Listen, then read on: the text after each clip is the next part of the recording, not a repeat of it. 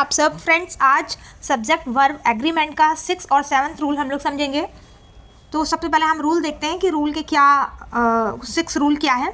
तो 6 रूल में बताया कि कलेक्टिव नाउन्स टेक सिंगुलर और plural verb depending on meaning.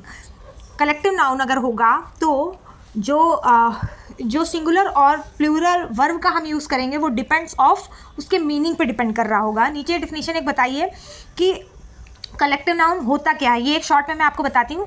Collective noun का मतलब होता है कोई चीज़ कलेक्शन में हो, ग्रुप में हो। तो नीचे बताया हुआ है कि collective nouns refer to a group of people और things but are usually treated as singular. ठीक है, when the group is acting as a unit. However, if the individuals within the group are acting separately, the verb is plural. यहाँ पर ये बताया गया है कि कलेक्टिव नाउन जो है वो रिफ़र करता है ग्रुप ऑफ पीपल को, मतलब कई सारे लोगों का एक जो ग्रुप बनेगा वो कहलाएगा कलेक्टिव नाउन। और थिंग और चीज़ें भी हो सकती हैं, ठीक है, but are usually treat as singular.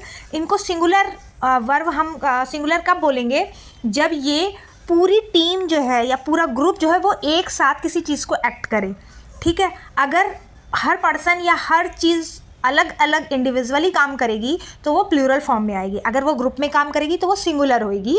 अगर वो अलग अलग इंडिविजुअली काम करेगी तो फिर वो प्लूरल फॉर्म में होगी। जैसे क्लास की बात हम करें, एक हम एग्जांपल ले रहे हैं क्लास। तो क्लास में एक बच्चा नहीं होता। क्लास का मतलब होता है कि बहुत सारे स्टूडेंट्स, ठीक है, तो वो क्लास हुई। लेकिन अगर हम इंडिविजुअली स्टूडेंट्स की बात करें तो हम पर्टिकुलर हर स्टूडेंट की बात अलग अलग कर रहे हैं। तो क्लास जो है वो सिंगुलर में आया और स्टूडेंट्स जो आए वो प्लूरल फॉर्म में आए। ठीक है, एग्जाम्पल्स हम समझते हैं। यहाँ पे 2 एग्जाम्पल्स दिए हैं, पहले हम उनको देखेंगे। उसी एग्जाम्पल को सिंगुलर और प्लूरल दोनों फॉर्म में, एक एग्जाम्पल और लेंगे वो भी हम सिंगुलर और प्लूरल दोनों फॉर्म में देखेंगे। तो पहला जैसे इन्होंने बताया example, the team is winning the match. देखिए, कोई टीम अगर मैच जीतती है तो उसमें क्रेडिट एक पर्सन का नहीं जाता है, वो पूरी टीम मिल के काम करती है तभी वो मैच जीतती है। तो यहाँ पर जो टीम आई है इसलिए इज़ लगा हुआ है क्योंकि वो पर्टिकुलर सबको क्रेडिट दे रही, जितने ग्रुप में मेंबर्स हैं उनको क्रेडिट दे रही। इसलिए यहाँ पर बताया है कि the team is acting as a single unit. ठीक है, जो टीम है वो कई सारे ग्रुप्स ऑफ मेंबर हैं, लेकिन वो काम कैसे कर रहे हैं, वो सारे मिलजुल के काम कर रहे हैं। तो यहाँ पर इज़ का यूज़ हुआ है। ठीक है, ये वर्ब जो है वो इज़ यूज़ हुई है। लेकिन यहाँ पर देखिए बताया गया the team are arguing among themselves. Argue का मतलब होता है लड़ाई झगड़ा करना, तर्क वितर्क करना एक दूसरे से। अब यहाँ पर जो टीम है, टीम में सपोज 10 मेंबर हैं, वो सब एक दूसरे से झगड़ा कर रहे हैं, इसलिए यहाँ पर टीम के साथ आर आया है। ठीक है, यहाँ पर टीम इंडिविजुअली झगड़ा कर रही है, सब आपस में एक दूसरे से झगड़ा कर रहे हैं। ठीक है, इसलिए यहाँ पर वर्ब जो है वो आर यूज़ की गई है, ऊपर जो है वो इज़ यूज़ की गई क्योंकि वहाँ पर जो मैच जीते हैं वो पूरी टीम का क्रेडिट जाता है। ठीक है, आई होप आपको ये एग्जाम्पल समझ में आया होगा। इसी का एक दूसरा एग्जाम्पल और समझते हैं हम। अब आप देखो, इसी का एक दूसरा एग्जाम्पल हमने और लिया है। The committee has decided to change the policy. अब कमेटी ने डिसाइड किया, यानी अगर किसी कमेटी में 5 मेंबर्स हैं, 5 मेंबर्स हैं, तो ये डिसीजन सबका है, सब ने इसमें अपने व्यूज़ दिए हैं कि हाँ ये चीज़ें सही हैं, ये सही है, ये सही है।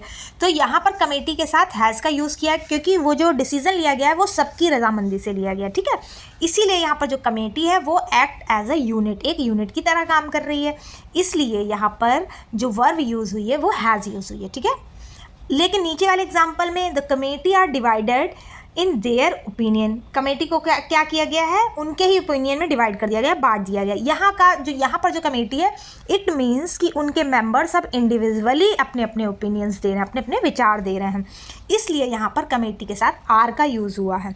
ठीक है, नीचे यही चीज़ बताई, the member of committee are acting separately, मतलब सब अलग अलग अपने ओपिनियन दे रहे हैं, इसलिए यहाँ पे जो वर्ब आई है वो प्लूरल फॉर्म में आई है, बट यहाँ पर जो आई है वो सिंगुलर फॉर्म में आई है। आई होप आपको 6 के ये दोनों एग्जाम्पल्स बहुत अच्छे से समझ में आ गए होंगे। अब हम लोग सब्जेक्ट वर्ब एग्रीमेंट का 7th रूल देखते हैं। अब आप देखो 7th रूल। 7th रूल क्या बोलता है कि titles, name of organisations and singular noun ending in S take a singular verb. ठीक है, अगर किसी भी चीज़ का टाइटल, नेम ऑफ किसी ऑर्गेनाइजेशन का नेम और सिंगुलर नाउन जो कि लास्ट में एस और एस यूज़ कर रहे हैं, तो हमारी जो वर्ब आएगी वो सिंगुलर वर्ब होगी। जैसे यहाँ पर इन्होंने बताया कि टाइटल्स ऑफ बुक, मूवीज़ और works of art take a singular verb. जैसे पहला एग्जाम्पल इन्होंने लिया, the Lord of the Rings is a famous novel. ये एक पूरा टाइटल है the Lord of a Rings. ठीक है, ये एक पूरा टाइटल है, इसलिए यहाँ पे वर्ब आ गई इज।